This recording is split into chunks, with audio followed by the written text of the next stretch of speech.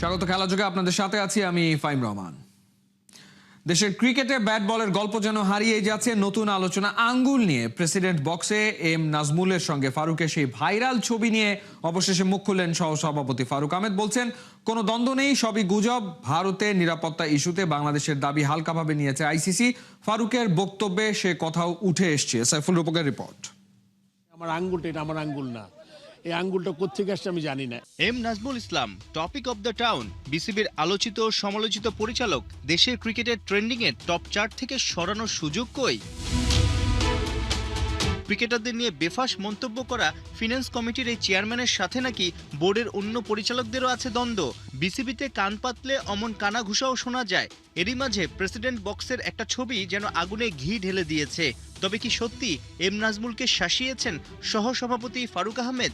এমন মুহূর্তেই বা কিভাবে লেন্সে ধরা পড়ল? ভালো করে খেয়াল করেন, আমি মনে হয় আমার আঙ্গুলটা এটা আমার আঙ্গুল না, এই আঙ্গুলটা কোত্থেকে আসছে আমি জানি না। এক, 2 নম্বর হলো কি, আপনার সামনে নির্লিপ্তভাবে একজন ভদ্র মহিলা আর তার বাচ্চা নিয়ে খেলা দেখছে, তার মাঝখানে 2 জন মানুষ, এটা কিভাবে সম্ভব? কোনো ভদ্রলোক এই কাজটা করতে পারে না। ছবিটা নিয়ে আমার সন্দেহ আছে। কথা বলার সময় তো হাত আর বন্ধ রাখতে হয় না, হাত চলতে থাকে। সো ওইটা যদি হয়েও থাকে, আমার মনে হয় এটা খুব সম্ভবত এটা বানানো একটা ছবি। এইটার কনটেক্সট ওটা কিছুই নাই ওখানে, ঠিক আছে? এটা একদম অ্যাবসলিউটলি এই ধরনের কোনো আর্গুমেন্ট, কোনো কথা মানে বিন্দু মাত্র না। ফারুক শুধু বলার জন্যই বলেননি, ফুটেজও কথা বলে। রবিবার পূর্বাচলে সিসিডিএম টি-20 চ্যালেঞ্জ কাপের ফাইনালে দুজনকে দেখা গেছে খোশ মেজাজে। যদিও টি-20 বিশ্বকাপ ইস্যুতে ঠিকই আছে ক্ষোভ, হৃদয় ভাঙ্গা সবার। অ্যাজ এ প্লেয়ার অবশ্য আমার ভালো লাগছে না, কিন্তু আপনার কারণটা বুঝতে হবে যে আমাদের যদি একটা প্লেয়ার, একটা দর্শক, একটা জার্নালিস্ট, একটা অফিসিয়ালের যদি কোনো রকম একটা দুর্ঘটনা ঘটে, এবং যেটা ঘটার সম্ভাবনা ছিল প্রচুর, এবং আমরা কয়েকবার এক্সপ্লেনেশন চেয়েছি আইসিসির কাছ থেকে, তারা শুধুমাত্র স্ট্যান্ডার্ড প্রোটোকল ছাড়া নতুন কোনো প্ল্যান আমাদের দিতে পারেনি। তখনও তারা বলেনি ভেন্যুটা বদলিয়ে দিচ্ছি বা যেখান থেকে বেশি থ্রেট এসছে ওইটাও নিয়ে, মানে পুরো ব্যাপারটা আসলে তারা খুব বেশি আমাদের যেটা প্রথম দিন ছিল আমরা যে কনসার্নটা জানিয়েছি একদম লাস্ট ডে পর্যন্ত তাই ছিল। বিসিবি নির্বাচনকে কেন্দ্র করে ঢাকার অধিকাংশ ক্লাব বেঁকে বসায় প্রথম বিভাগ ক্রিকেট লিগ হয়নি ঠিকঠাক। দল না পাওয়া বঞ্চিত ক্রিকেটারদের নিয়ে গেল 2 সপ্তাহ চলে চ্যালেঞ্জ কাপ টি-20। প্রশ্ন উঠেছে, ঢাকা প্রিমিয়ার লিগ কি হবে? 12 দলের মধ্যে নাকি 8-9টাই বিদ্রোহী ক্লাব। প্রতিবাদের ভাষায় খেলা বন্ধ করে কখনোই হতে পারে না। আমি মনে করি যে খেলাটা মাঠে থাকতে হবে, তারপর আপনি যা করার যেটা করেন। কেননা যেই সিজনটা চলে যাবে ওই সিজনটা ফেরত পাবেন আপনি। আজকে সময়টা চলে যাচ্ছে, এটা আপনি ফেরত পাবেন না। আমি আশা করব যে এই টিমগুলো আছে তারা নেক্সট যেই টুর্নামেন্টগুলো বা লিগগুলো ক্রিকেট বোর্ডের আন্ডারে অনুষ্ঠিত হবে, সিসিডিএমের আন্ডারে, এগুলো যাতে অংশগ্রহণ করে। 8 দলের সিসিডিএম চ্যালেঞ্জ কাপের ফাইনালে অগ্রণী দলকে 5 উইকেটে হারিয়ে শিরোপা জিতেছে team Aparajeyo. Saiful Rupak, 71। Home of cricket মিরপুরে শ্বাসরুদ্ধকর এক লড়াইয়ের অপেক্ষা অদম্য বাংলাদেশ টি-20 কাপের ফাইনালে সোমবার সন্ধ্যা 6টায় মুখোমুখি হচ্ছে অপরাজেয় দুর্বার একাদশ ও প্রত্যাবর্তনের গল্প লেখা ধূমকেতু একাদশ। নাজমুল হোসেন শান্তর ক্যাপ্টেন্সিতে দুর্বার একাদশ টুর্নামেন্টে ছিল অপ্রতিরোধ্য। গ্রুপ পর্বে 2 ম্যাচে শতভাগ জয়। প্রথমে আকবর আলীর দুরন্ত একাদশকে হারিয়ে শুরু, এরপর লিটনের ধূমকেতুকে বড় ব্যবধানে গুড়িয়ে দিয়ে ফাইনালে রাজকীয় এন্ট্রি। অন্যদিকে ধূমকেতু একাদশ যেন ঝড়ের নাম, 1 ম্যাচ হারলেও দুরন্ত একাদশকে হারিয়ে ফাইনাল নিশ্চিত করেছে তারা। একদিকে অপরাজেয় যাত্রা, অন্যদিকে লড়াই করে ফিরে আসা এই ফাইনাল তাই শুধু ম্যাচ নয়, এটি মর্যাদার মহারণ। এছাড়াও ফাইনাল উপলক্ষে থাকছে বিশেষ আয়োজন, থাকছে শিক্ষার্থীদের জন্য ফ্রি এন্ট্রি। সব মিলিয়ে মিরপুরে অপেক্ষা করছে নাটকীয় এক শিরোপার রাত, আর সেখানেই ফয়সালা হবে কে হাসবে শেষ হাসি। বিশ্বকাপের আসা শুরু, তবে আলোচনার শেষ নেই। গুঞ্জন সত্যি করে দিয়ে হতে চলেছে আইসিসি পিসিবি বৈঠক। গোলযোগ বেঁধেছে ভারত পাকিস্তান ম্যাচ নিয়ে, আলোচনায় বসছে পাকিস্তান আর আইসিসি। কিন্তু সেখানে বিসিবি প্রেসিডেন্টকে কেন ডেকে নেওয়া হলো, কি হতে চলেছে লাহোরে? ক্রিকেট বিশ্ব সেদিকেই তাকিয়ে। কোহিনুর কণার report. Bat versus ball, experience versus nerve, master stroke versus disaster. বিশ্বকাপের লড়াইটা শুরু হওয়ার কথা ছিল ঠিক এমন ভাবে, তবে ক্ষমতার দম্ভে বাংলাদেশকে বিদায় করে দিয়ে শুরু হয়েছে ইতিহাসের সবচেয়ে সমালোচিত ম্যারমেরে টি-20 বিশ্বকাপ। ওপেনিং ডেতেই আলাদা ম্যাচে মাঠে নেমেছিল ভারত আর পাকিস্তান। খানিকটা ভয় ধরালেও জয় ঠিকই তুলে নিয়েছে এই 2 দল। তবে সবকিছু ছাপিয়ে এখনো আলোচনার কেন্দ্রে 15 ফেব্রুয়ারি ভারত পাকিস্তান ম্যাচ। সেই আলোচনায় সুযোগ বুঝে ঘি ঢালছে 2 দেশের গণমাধ্যম। এক টুইট বার্তায় ভারতীয় সাংবাদিক বিক্রান্ত গুপ্তা দাবি করে বসেন, পিসিবির কাছে অনিবার্য পরিস্থিতির ব্যাখ্যা চাওয়া মাত্রই নাকি সমস্যা সমাধানের জন্য আইসিসির সাথে ডায়ালগে বসতে চাইছে পিসিবি। সেই টুইট আবার ছড়িয়ে পড়তে জবাব নিয়ে হাজির পিসিবির মুখপাত্র আমির মীর। বিক্রান্ত গুপ্তার দাবি পুরোপুরি অস্বীকার করেন আমির, বলেন ভারতীয় গণমাধ্যমের কাজই হলো কাল্পনিক গল্প ফাঁদা। তিনি আরও বলেন, একটু ধৈর্য ধরুন, দেখবেন কে আসলে কাকে নক করেছে। এখানেই ঘটনা শেষ হলেও পারত, কিন্তু না। আমির মীরের জন্য পাল্টা জবাব নিয়ে হাজির ভারতীয় সেই সাংবাদিক। খানিকটা টিপ্পনী কেটেই বললেন, যদি পিসিবি আর আইসিসি আলোচনার টেবিলে না বসে থাকে তবে আমির মীর আপনি একজন নায়ক। বিক্রান্তের সেই কথা মাটিতে পড়তে দেরি। রাত পোহাতেই শোনা গেল লাহোরের জরুরি বৈঠক। উদ্যোক্তা আইসিসি, সেখানে আছে পিসিবি। শুধু তাই নয়, পরিস্থিতি এতটাই বেগতিক, সেখানে আছে বিসিবিও। জানা যায় বৈঠকে বিশ্বকাপ থেকে বাংলাদেশকে বাদ দেওয়ার সিদ্ধান্ত, পাকিস্তানের সাম্প্রতিক অবস্থান, একই সাথে ভবিষ্যতে করণীয় নিয়েও বিস্তারিত আলোচনা হবে। কি হচ্ছে লাহোরে জানা যাবে ঠিক সময়ে। কোহিনুর কণা, ৭১। ভারত পাকিস্তান ম্যাচ কি হতে যাচ্ছে এবারের বিশ্বকাপে? বাংলাদেশের আবেগকে পুঁজি করে পিসিবি কি লাভের গুড় ঘরে তুললো? এমন নানা প্রশ্নের জন্ম হয়েছে বিসিবি সভাপতি আমিনুল ইসলাম বুলবুলের লাহোর সফর ঘিরে। পিসিবি আর আইসিসির বৈঠকে বিসিবি সভাপতির অংশ নেয়ায় বাংলাদেশের সম্ভাব্য অর্জন নিয়েও চলছে আলোচনা। বিস্তারিত পার্থ বণিকের রিপোর্টে। একটা ইস্যু, নানা নাটকীয়তা। ইন্ডিয়ান মিডিয়ার খবর, আইসিসির চাপে নাকি ম্যাচ বয়কটের সুর নরম করছে পাকিস্তান। পাল্টা জবাবে পিসিবির কটাক্ষ, ভারত তো গুজবের রাজা, সময়ই বলে দেবে পিসিবি নাকি আইসিসি কে ধরেছে কার পা। তৃতীয় খবর, পিসিবি ও আইসিসির সাথে আলোচনা করতে লাহোর বৈঠকে উপস্থিত বিসিবি সভাপতি আমিনুল ইসলাম বুলবুল। এক কথায় নাটকের পর নাটক। তবে নাটকীয়তা যতই হোক, এটা পরিষ্কার যে আইসিসির ডেপুটি চেয়ারম্যান ইমরান খাজা আর পরিচালক মুবাশির উসমানী পিসিবির সাথে ব্যাক চ্যানেল আলোচনায় শতভাগ সফল হয়েছেন, যার জেরেই লাহোরে আইসিসির সাথে ফেস টু ফেস সভায় পাকিস্তান ক্রিকেট বোর্ড। কিন্তু প্রশ্ন যেটা, তা হলো আইসিসি আর পিসিবির মধ্যকার বৈঠকে বিসিবি সভাপতির কাজ কি? বাংলাদেশকে বাদ দিয়ে তো এরই মধ্যে বিশ্বকাপও শুরু হয়ে গেছে। মূলত বাংলাদেশের পাশে দাঁড়িয়ে ভারতের বিপক্ষে ম্যাচ বয়কটের সিদ্ধান্ত নেয় পিসিবির ওপর প্রতিনিয়ত চাপ বাড়ছে। 15 ফেব্রুয়ারি ম্যাচ না খেললে পিসিবির কাছ থেকে ক্ষতিপূরণ নেওয়া হতে পারে, এমন পয়েন্ট তুলতেই নাকি নড়ে চড়ে বসেছে পাকিস্তান। এতদিন যে ফোর্স মেজরের কথা বলে ভারত ম্যাচ অ্যাভয়েড করার কথা বলছিল পিসিবি, সেই ফোর্স মেজরের ব্যাখ্যাও নাকি আইসিসির কাছে অযৌক্তিক মনে হয়েছে। এরই মধ্যে আইসিসি জানতেও চেয়েছে সেই ফোর্স মেজর এড়াতে পিসিবি কি পদক্ষেপ নিয়েছে। ধারণা করা হচ্ছে আইনি জটিলতা এড়াতে, শ্রীলঙ্কার সাথে সম্পর্ক ঠিক রাখতে এবং আইসিসির ভবিষ্যৎ নিষেধাজ্ঞায় না পড়তে নিজেদের অবস্থান পরিবর্তনের সুযোগ খুঁজছে পিসিবি, এবং অবশ্যই সেটা সম্মানজনক উপায়ে।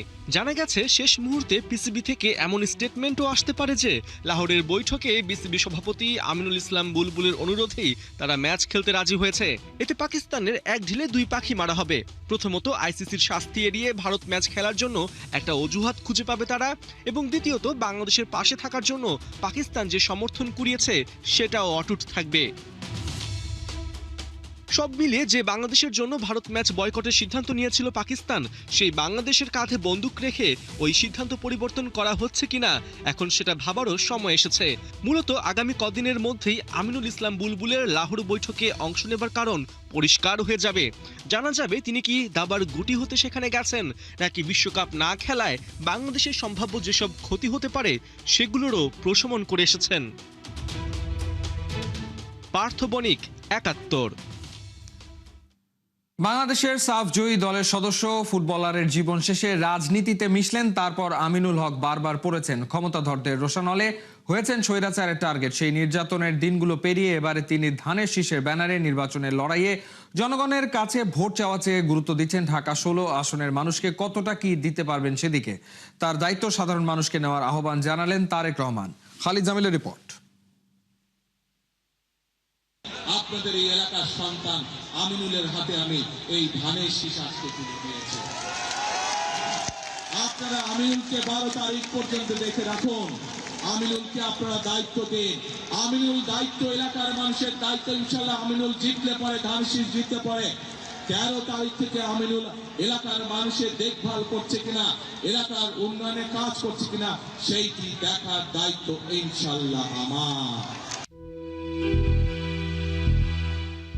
জাতীয় নির্বাচনের সময় ঘনিয়ে এসেছে, যেন বহু যুগ পর বুলেটের চেয়ে ব্যালট হয়ে উঠেছে শক্তিশালী। সাধারণ মানুষ চেখে দেখতে শুরু করেছে গণতন্ত্রের সৌন্দর্য, অনুভব করতে পারছে তারাই সকল ক্ষমতার উৎস।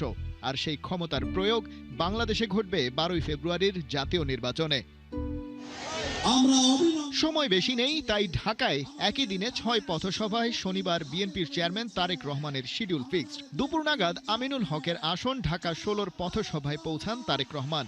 এই আসনে ভোটারদের অবস্থা, প্রচার প্রচারণার বিস্তারিত সবই দলের চেয়ারম্যানকে জানান আমিনুল হক নিজেই। তারপর এই নির্বাচনী আসনে ধানের শীষের প্রার্থী দেন স্বাগত বক্তব্য। আমি আপনার কাছে অনুরোধ করব, আল্লাহ যদি আমাকে কবুল করে, আপনি আমার এই এলাকার অসহায়, নিম্ন, মধ্যম এবং উর্দুভাষীদের জন্য কিছু দিক নির্দেশনা মূলক বক্তব্য রাখবেন এবং পাশাপাশি আমার এই বৃহত্তর মিরপুরে কোনো সরকারি মেডিকেল কলেজ কিংবা কোনো হাসপাতাল নাই।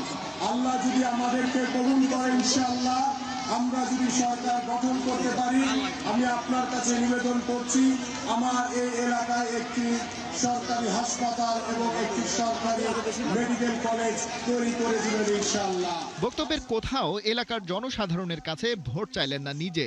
নির্বাচনী প্রচারণার আয়োজন হলেও আমিনুল হক ফোকাস রাখলেন তার এলাকার সাধারণ মানুষের অপ্রাপ্তিগুলোর দিকে। বিএনপি সরকার গঠন করলে কি কি চাই সাধারণ মানুষের প্রতিনিধি হিসেবে সেসবই তুলে ধরলেন বাংলাদেশ ফুটবল দলের সাবেক এই গোলকিপার।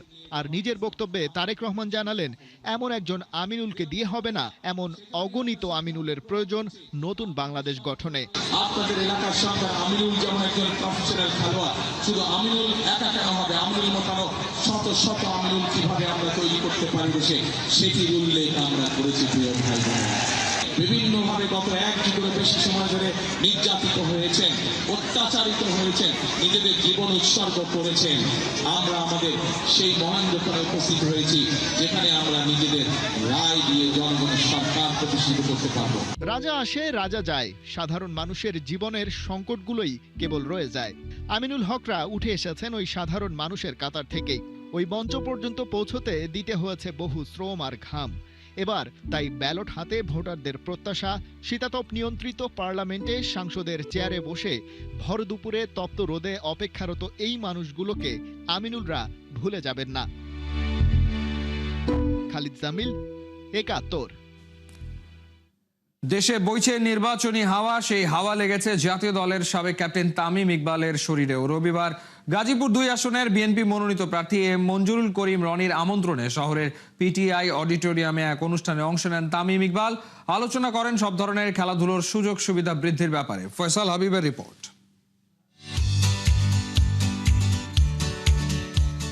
বাড়ির পাশের অডিটোরিয়ামে আসছেন জাতীয় দলের সাবেক ওপেনার তামিম ইকবাল, তাই তাকে দেখার সুযোগ মিস করতে চায়নি গাজীপুরের শিশু কিশোররাও। বিকেল থেকে তারা অপেক্ষায় ছিল অনুষ্ঠান স্থলে। তামিম এসেছেন যথাসময়ে, তাকে আমন্ত্রণ জানিয়েছেন সংসদ সদস্য পদপ্রার্থী।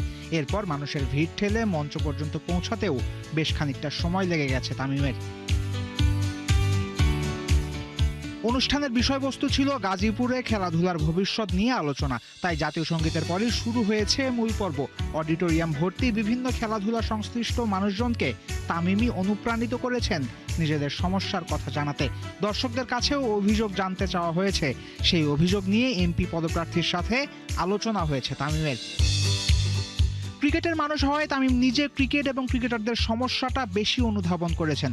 গাজীপুরের স্টেডিয়ামে ক্রিকেটের জন্য ভালো পিচের আবদার ছিল তার। কি করে অল্প সময়ে স্টেডিয়ামের মানোন্নয়ন সম্ভব তাও জানিয়েছেন খান সাহেব।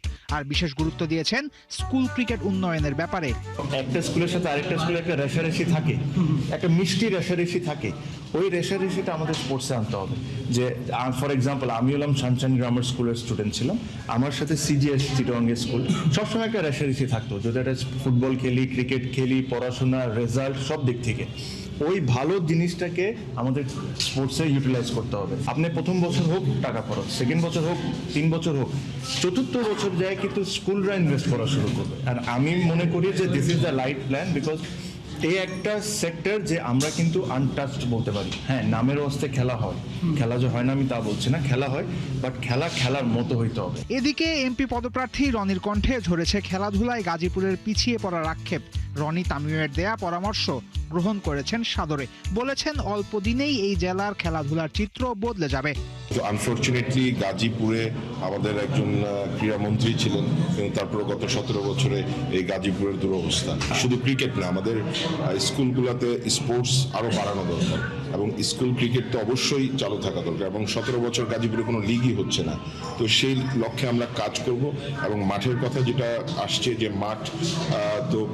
মাঠের তো মানে অবশ্যই পর্যাপ্ত পরিমাণে মাঠ নেই, আর স্টেডিয়াম যেগুলো আছে সেগুলো দুরবস্থা। তো সেগুলোকে প্রপারলি মেনটেন যেন করা যায় এবং আমরা যেন আমাদের ছেলেমেয়েদেরকে আরো সুযোগ করে দিতে পারি। নির্বাচনী প্রচারণায় খেলাধুলার উপস্থিতি এবার বিশেষভাবেই লক্ষ্য করা গেছে। এমনকি ক্রীড়াবিদ, মাঠ সবই স্থান পেয়েছে বিএনপির নির্বাচনী ইশতেহারে। দলটা ভোটের লড়াইয়ে জিতে সরকার গঠন করলে বাংলাদেশে খেলাধুলার চিত্র বদলে যাবে, সেই আশা তাই বাসা বাঁধছে দেশবাসীর মনে। ফয়সাল হাবিব, ৭১। এই ছিল এই মুহূর্তের খেলাযোগে সরাসরি সংবাদ অনুষ্ঠান দেখতে চোখ রাখুন ৭১-এর ফেসবুক পেজ এবং সাবস্ক্রাইব করুন ৭১-এর ইউটিউব চ্যানেল। ৭১-এর সাথেই থাকুন।